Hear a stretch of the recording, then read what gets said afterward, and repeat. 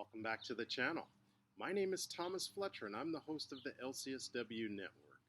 If you're new to the channel, please do me a favor by smashing that like button, by subscribing to the channel, and by sharing this video with your social work colleagues and friends. The purpose of this channel is to create a community of hope and support where social workers can come for relevant news, information, and inspiration. Well, welcome back to Self-Care Saturday. Welcome back to Season 4, Episode 9 of our Self-Care Saturday series. So, as you may or may not have noticed, I took a few weeks off to practice some self-care, but I'm back at it. So I'm here to. We're almost finished. I know you guys are. I know you guys are tired of me pitching my book, but we're almost finished reviewing excerpts from all 52 chapters. So in today's show, we will be reviewing an excerpt from my book, Self-Care Tips for Social Workers and Other Licensed Mental Health Professionals, still available on Amazon in paperback and Kindle formats. So in today's show, I'm happy to present an excerpt from chapter 51. Like I said, we're almost done. I am planning to get back out to one of my favorite spots, which has, it's called a spreading ground, but it's like a lake. So in weeks to come, I'll get back to just making some impromptu videos out there. But in today's show, we will be covering an excerpt from chapter 51 called SAMHSA Recovery Model. So for those of you that are not familiar with SAMHSA, SAMHSA is a federal agency that stands for Substance Abuse Mental Health Services Administration. So they are a federal agency, and they are responsible for creating policy within the federal government. And SAMHSA is one of the federal agencies that the Department of Veterans Affairs and DOD and other federal agencies, they depend on SAMHSA's work in developing policy along the lines of working with populations that are recovering from substance use disorders as well as mental health disorders. So I added the SAMHSA recovery model to this book on self-care. Let me give you that backstory before I read the excerpt.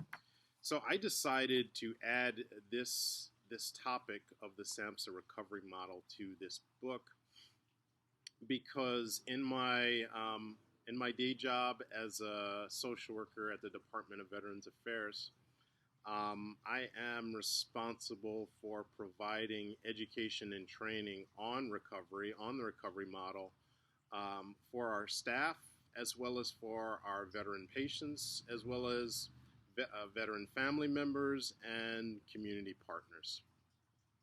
So as I was doing this work in terms of providing regular training opportunities to our VA staff members, and as I was working, talking about the SAMHSA recovery model, it dawned on me that this recovery model is not just beneficial to the patient population that we are working with. It is also, I started to see how beneficial it can be for staff as a self-care regimen, as a self-care philosophy.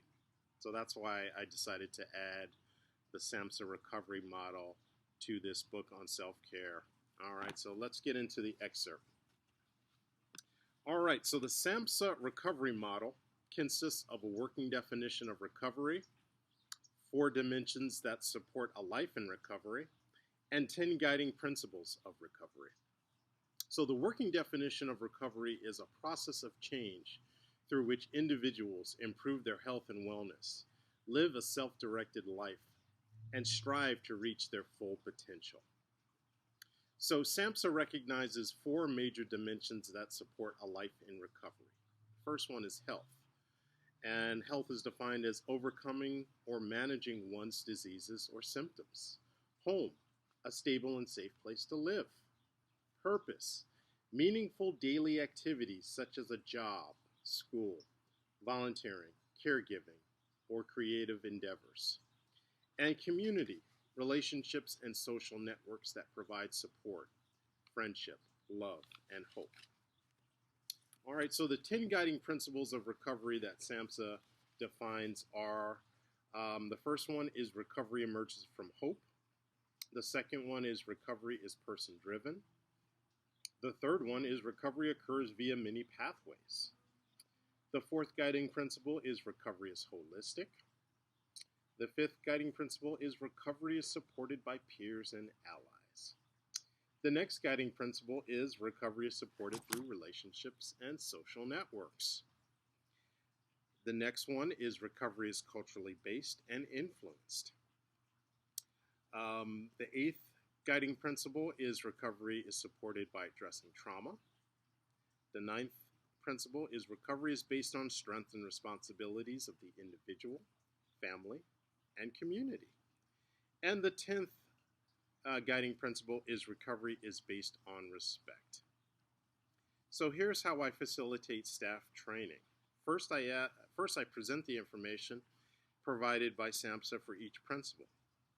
Secondly, I ask open-ended questions to staff about how they can provide recovery-oriented care for their clients that addresses each of the guiding principles. Lastly, I ask open-ended questions about how they can apply each of the guiding principles in the service of their own self-care and wellness. Okay?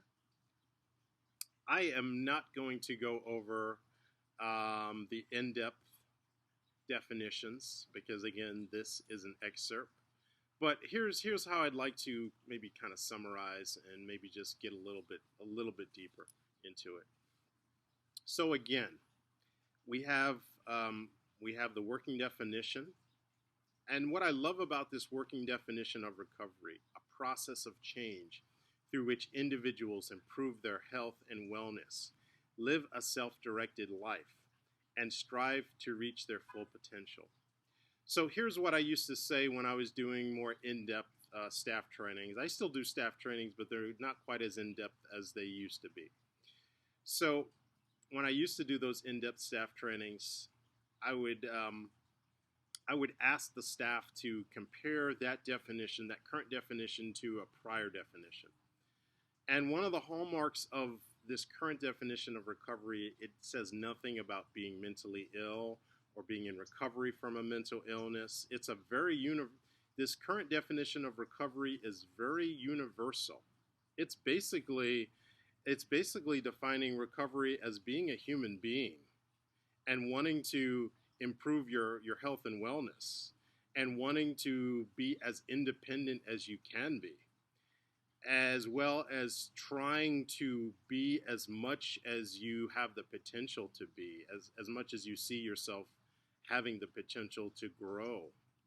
And that's what really excites me about this recovery model, this working definition, these 10 guiding principles, is that, again, they are not just for our clients. You know, our clients need hope to overcome their challenges, whether it's mental health challenges, whether it's housing challenges, whether it's relationship challenges. They need hope. And guess what? We need hope. The work that we do is while it's very rewarding, it's also very difficult. We need to manage and maintain our own levels of hope. You know, again, person driven. You know, just like we encourage our clients to be as person-driven, you know, in terms of self-determination, self-direction, we need these aspects for ourselves. We need to have our own personal goals, professional goals, relationship goals, travel goals, financial goals, right? We all need goals. We all need things to aspire to. We all need things that give us an opportunity for growth, right?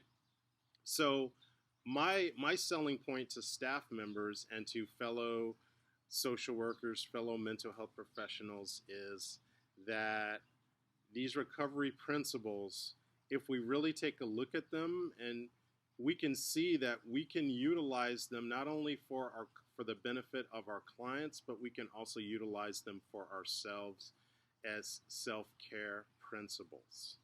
All right? So I'm going to stop there, but I want to thank you all for watching this video.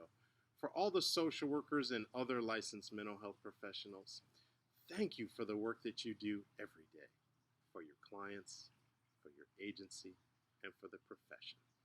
Please continue to support each other and yourselves. Bye for now.